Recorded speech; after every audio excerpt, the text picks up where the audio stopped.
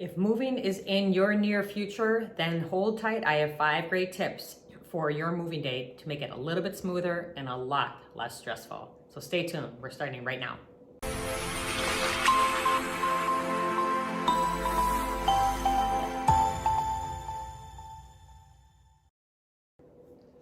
Welcome back. If you are new to the channel, I am Michelle Miller with Michelle Miller Realty and Berkshire Hathaway Home Services, Arizona Properties. And today is the third part of our 3-part series on moving. Tips and hacks to make this whole process go just a little bit easier. In video 1, we kind of talked about before you actually put your house on the market, things to consider as well as getting ready to move. Phase 2 or part 2 was packing and how to do that correctly to help eliminate issues once you unpack. And then today is you're moving out of one house and moving into another, and a couple things that you should consider. Now, with all of these videos, they're really just things to think about. I just broke them into sections because I always take things. I used to be a project manager, so I always try and take it in segments and what you need to do, and maybe if you want to make yourself a checklist. But they are all probably things that you need to think about for your moving process that you may not have come to mind, and because there's some steps that you're going to need to do in advance to make all these steps go according to plan and help your move go a little bit better. So, all right, today we have 5 tips like all the other videos. So today, so step 1 is go to the grocery store. So the mindset of a lot of people is they start eating everything in their house so that they don't have to move it. So my question to you is, do you not plan on eating when you get to your new house? I'm pretty sure you're going to, otherwise you're going to be living in a whole different place, if you know what I mean. So you need to have food. So go to the grocery store, make sure that you have some of the essentials that you're bringing over in a cooler or something, eggs, milk, bread, whatever it is that your family consumes. Have some healthy snacks for a moving day, because you're going to get tired, you're going to get hungry, and have water or your water bottles with you so that you can stay properly hydrated.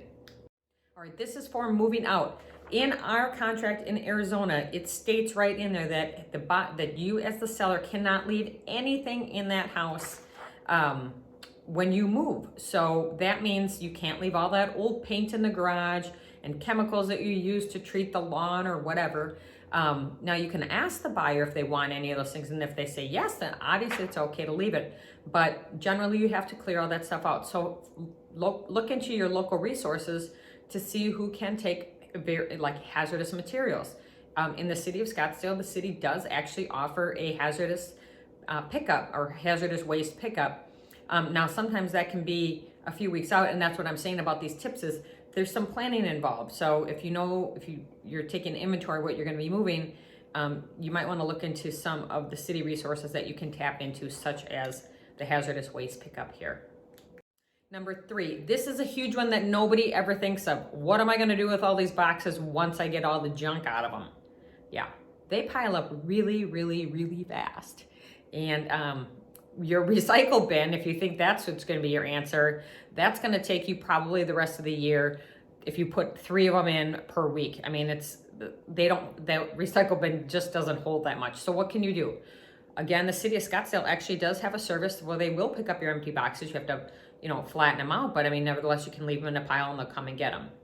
Ask your agent. A lot of times, like on Berkshire's internal, our email system will put out, hey, we have free boxes if you have somebody that's moving and needs some.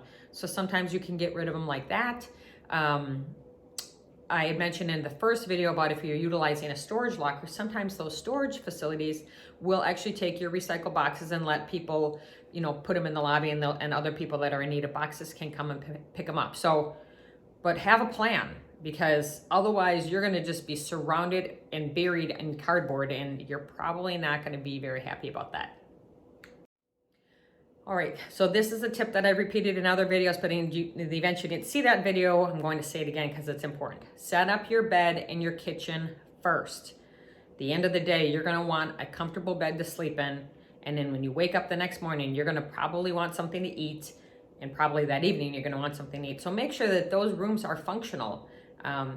If nothing else, get those 2 rooms set up and leave the rest for the next few days in the future. But it's vital that you get those kind of organize and make sure your boxes are distributed and you can get those beds and everything set up. And your tools. Make sure that you have your tools to put your bed together.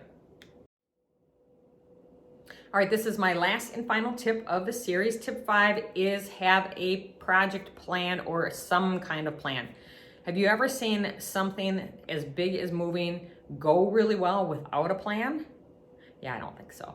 So you figure out who's available in your family that's going to be there the day of the move. And if you have ever used a moving company before, they work on, they have only blocked off so many hours to move you. So they are constantly like loading up those dollies, and they are wheeling boxes into your house. So have a person who's going to be the person that's going to direct the movers and where each room is, because they don't know what, where Steve's room is or where's Mike's room is. So somebody's got to tell them where to go. Have another person that's starting to unpack boxes. Have another person that is responsible for making the food or going to get food or whatever. Delegate, because otherwise, if you have one person that's running the show in your family, it's an overwhelming task. They're going to be super crabby, and then it's just not going to go well. If you got everybody working as a team, that move is going to go really quickly. It's going to be a lot less stressful, and you're going to get unpacked so much faster. So work as a team, have a plan, make sure everybody knows, what's happening each day and what they're responsible for. And, I think everybody would have a great sense of accomplishment if you do that. So, and obviously reduce the stress on everybody involved, because you're kind of spreading out the nightmare of the move.